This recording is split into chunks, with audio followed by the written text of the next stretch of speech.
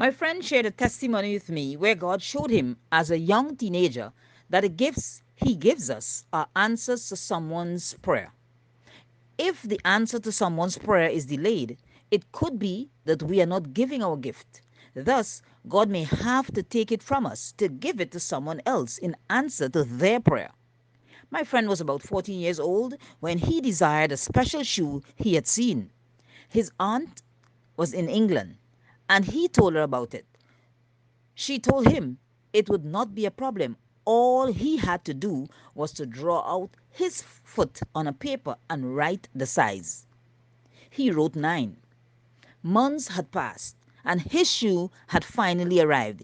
He was not sure if he thanked her as he was caught up with his gift. When he ripped the box open, something seemed strange, terribly strange. His shoe was not a size 9, but a size 6. How could she make that horrible mistake? He wrote it down 9. He was a trooper.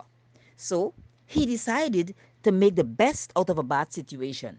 He tried hard, really hard, for days to painfully force his size 9 foot into this beautiful size 6 shoes, and of course, without success. Then God revealed to him that his gift wasn't his to keep. His gift was the answer to someone's prayer.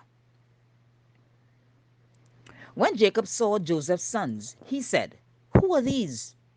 Joseph said to his father, "They are my sons, whom God has given me here." So he said, "Bring them to me, that I might bless them." Genesis 48, 8 and 9. But Jacob does something surprising.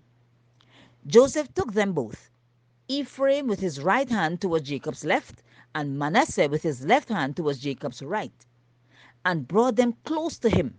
But Jacob stretched out his right hand and laid it on the head of Ephraim, who was younger, and his left hand on Manasseh's head, crossing his hands.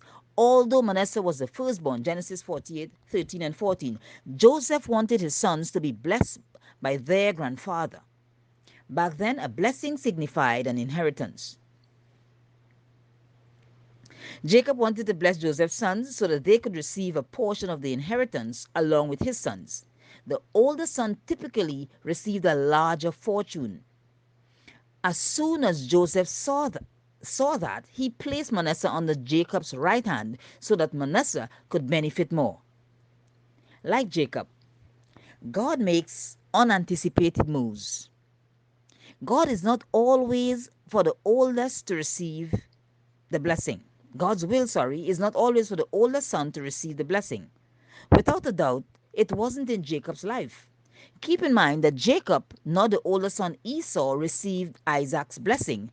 In a similar manner, Isaac received the bigger blessing rather than Ishmael, Abraham's eldest son. Sometimes God decides to bless things in our lives that we don't anticipate Him blessing. You may believe that your career is your calling in life. However, you're terminated or the company fails, as we would have seen in this COVID period, this pandemic. And you start to question what's going on. God, why? But then you start a second career and discover that God has chosen to bless it. Or it may be a case where someone gets your anticipated size 9, but now size 6 shoe. What have you been fussing over? You're even displeased, disappointed even. Could it be God's cross hands of blessing? God chooses what He will bless in our lives and who He will bless. Maybe sometimes with even the gift that we anticipate or we would have anticipated. Today I want to ask you, wouldn't you be the answer to someone's prayer? Let God decide whether He crosses His hand or He asks you to pass that gift over. The choice is yours. Shalom.